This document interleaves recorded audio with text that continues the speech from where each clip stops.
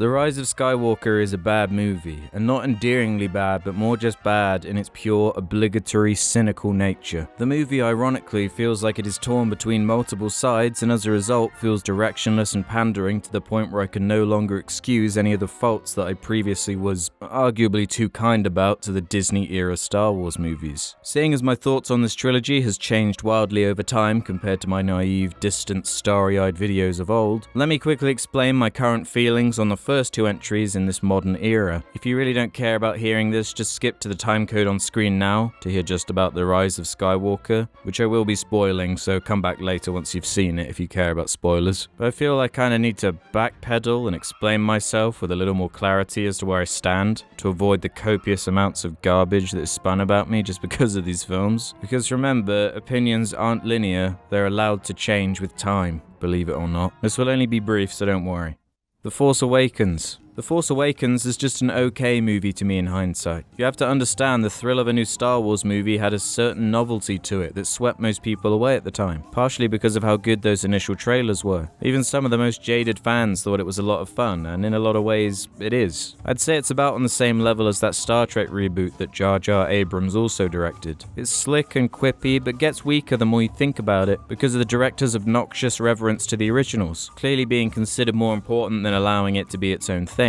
I think most of us initially forgave the familiarity with the plot, excusing it as a safe and reasonable approach to bring the series back to a level more in line with the classics. I think I was so desperate for anything that wasn't the prequels that I got a bit carried away with my affection for the movie, despite saying at the time that I'd only be okay with the timid, crowd-pleasing decisions as long as the sequels weren't just nostalgia-fueled remakes of the originals in the same way. Of course, now all the movies are out, and the behind-the-scenes drama has unfolded, and it's clear they had no idea where they were going, so I obviously feel differently about it now. The premise is interesting enough and the first act is fairly solid, but as soon as the Falcon is reintroduced, it slowly starts to decline, until you reach a fairly standard and forgettable climax that is just a worse version of A New Hope. A lot of people think it was a great starting off point, but the more I think about it, the less I agree with that idea. I think ultimately the interesting part of the story was skipped over in service of, well, the fan service. The rise of the First Order and the training and betrayal of Kylo Ren is what the true source of intrigue behind this plot is to me. But it's all skipped over probably because of the original actors being too old and the need for the movie to have an army of X-Wings and an army of TIE Fighters because of the bankable iconography. It's not a film I've revisited for a long time, and honestly, I simply don't feel the need to. It also started the trend of Star Wars having this kind of annoying sense of humor that pulls you out of the movie nearly every time they attempt to be funny. I always thought Star Wars took itself so seriously, and that's mostly what made it funny, when they had good lines. The actors weren't mugging the camera to try to get a Marvel laugh. It feels so weird sometimes. Got a boyfriend? Cute boyfriend? None of your business, that's why. Where's my boyfriend? The Last Jedi. I think the confusion over my opinions on The Last Jedi comes from two different places. The first being that I stupidly decided to slant my video on the fan reaction more than just talking about the movie itself. So for some reason, a lot of people took away this idea that I don't think it's okay to dislike the movie, which is obviously absurd. I completely understand why one would dislike The Last Jedi. It's a complete mess of a movie from a script perspective in a lot of ways that I simply cannot defend. The second point is that I only really enjoy this film as a standalone Rian Johnson guilty pleasure. I'm actually a long-time fan of his work. If you forget about this movie for a second, I think some of his directorial outputs are pretty outstanding. Brick, Knives Out, Looper, and the episodes of Breaking Bad that he directed all prove that he is not the hack that some people think he is. The problems arise though when you take into account that this movie is supposed to be part of a pre-existing saga and the middle film in a trilogy. It's such an insular, myopic take on the universe that really doesn't feel like it belongs, especially with how cleanly it wraps up at the end. He's a fairly conceptual director who is obsessed with broad themes and purposefully defying expectations with various twists and turns, which is fine when you're telling a whodunit murder mystery or a standalone time travel science fiction story, but creates a huge divide when he's single-handedly given the reins to the biggest intellectual property of all time. Why did they do that? Why was he not given a Star Wars story, or something that's easier to ignore? I think he would have always been an excellent choice as a director that would have brought a unique style and vision to the movie, but it's his writing choices that have fans more divided than anything. For every moment of brilliance, there's an equally stupid moment to match. The Leia scene looks ridiculous. Canto Bight is a largely pointless side quest. Multiple scenes are far too similar to the originals. Luke throwing his lightsaber away is idiotic and makes no sense and isn't funny. The excellent deleted scenes were bafflingly excluded from the final cut. The humor especially takes me out of the movie, and just the general insistence on cleverness can be irritating at times. There are so many decisions that I find are impossible to defend or justify, especially with the more time that passes. I just wish the film was more about Luke, Rey, and Kylo, because of the other stuff feeling of little consequence in comparison. I still think it is one of the more interesting Star Wars movies to discuss and argue about on Twitter. It's so divisive that the discussion around it will be big news for years to come. The Rise of Skywalker. For some reason, I had this idea, this tiny fragment of hope that The Rise of Skywalker would be the connective tissue that would tie everything together and make it seem like a worthwhile journey. However, I found the opposite to be the case. It is so appallingly obvious that this film is a pathetic, reactionary move that is desperately clawing at the fans in a sad attempt to make any of this story feel worthwhile. This is J.J. Abrams at his very worst. If anything, it is extremely reminiscent of Star Trek Into Darkness, which was another nostalgia-fueled remake of a better story we have all seen before. His gimmick is to construct new films in a series, but just use the skeleton of the previous movies with a new coat of paint and an infuriating amount of fan service. To tell the honest truth, there was a section in the middle of the movie where it began to win me over, where the gang of heroes were gallivanting around the galaxy chasing various MacGuffins, kind of like Indiana Jones. Steven Spielberg, and slowly attempting to add some characterization to the fairly bland cast of new characters. However, when you take into account how the first act of the movie is about as messy as Rogue One's similarly confused planet-jumping introduction, paired with the obnoxious action finale with so many ships flying around and shooting at each other that is clearly overcompensating for the lack of real stakes, character drama, or tension. Yeah, I really liked it when the Emperor used hyper lightning hands and sent out a shockwave that rippled miles in the sky.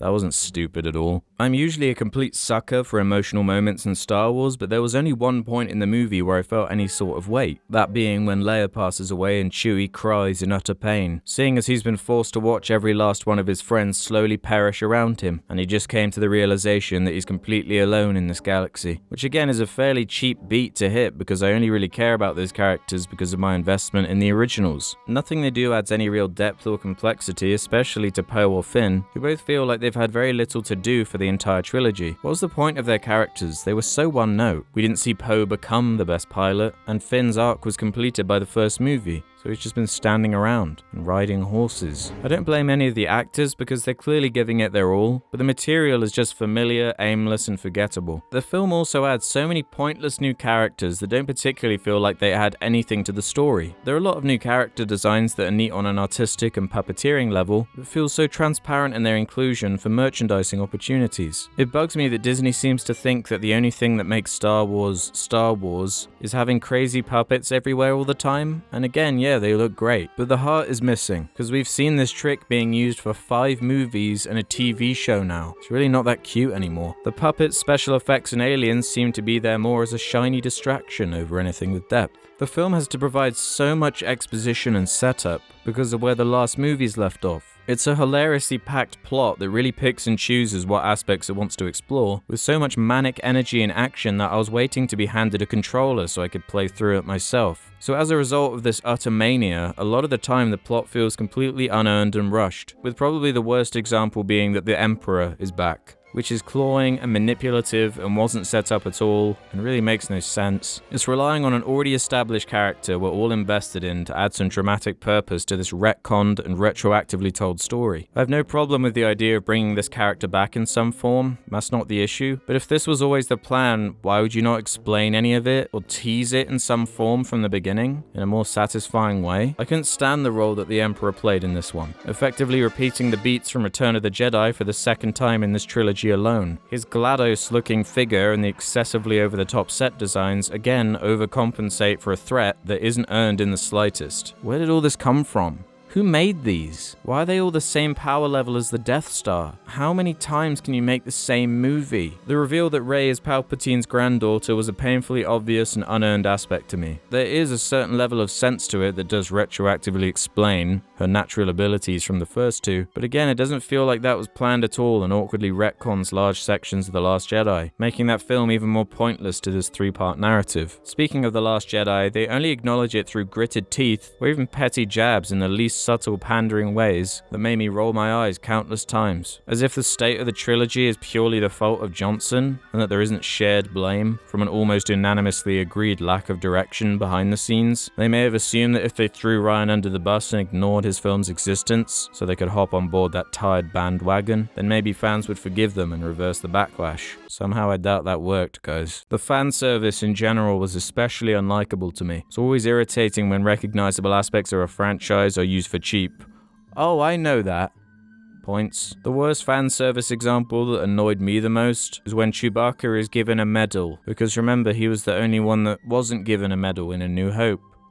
That's clever. It really doesn't feel like a grounded universe when they're effectively referencing fandom memes in the movie as the story. At least Kylo Ren's arc is completed and he remained the primary aspect of interest to me, although it's a shame all he really boils down to is another Darth Vader-like redemption. And I guess Rey ultimately is just Luke as a woman. She finds out she's related to the big baddie, except this time without any of the depth or grey area that made the original story dramatic and satisfying. Obviously, heroes' journey stories are all fairly similar to some degree, but why did the outcome have to be so identical? Is it because you genuinely couldn't come up with anything better? The strange point is when suddenly Rey has the ability to bring people back from the dead. I don't remember that ever being established before, and it's too important for the mechanics of this movie to even work to suddenly just bring up now. It's so lazy. Kingsman 2 made the same mistake by introducing some device that can bring people back to life. It removes any sense of dread or consequence when you can just undo important character deaths. I can't stand that plot device in anything. That's not just a Star Wars lore complaint, it just makes movies boring. JJ also throws in a mystery box or two that seemingly go nowhere, the most egregious example being that Finn says he has a secret to tell Rey, but he just doesn't tell her and then the movie ends. It's amazing to do this for the first time inside of Fortnite. We are so excited about the film, JJ.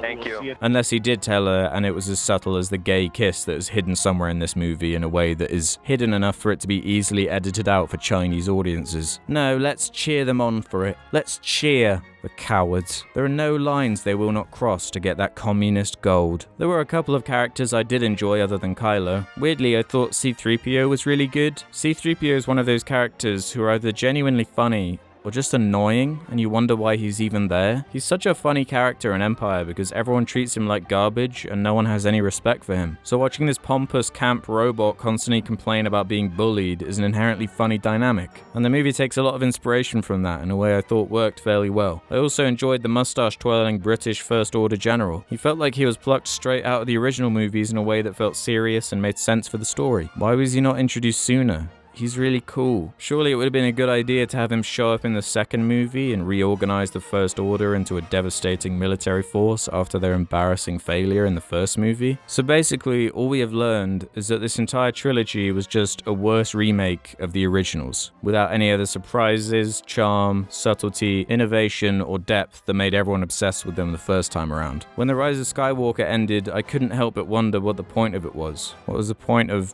any of it? It's such familiar territory at this point that the only way I can justify it is that younger generations might get a kick out of it because it isn't old looking and janky, and is full of epic battles and fights and a camera that flings around everywhere to add a sense of momentum to keep you distracted long enough so you don't think about how stupid it is. This reminded me of Aquaman. What is this doing in a Star Wars movie? I can't say I really enjoyed the set pieces in this one. The action scenes were actually when I was the least entertained, because I just failed to engage with the angle the story was taking. I just didn't care about anyone. It was just so stupid. And again, the humor was mostly lame. They fly now! My theater was dead silent the entire time, aside from one guy who was awkwardly laughing at every single bad joke. Although that's pretty normal for British audiences, so take that as you will. We are a miserable people. Miserable.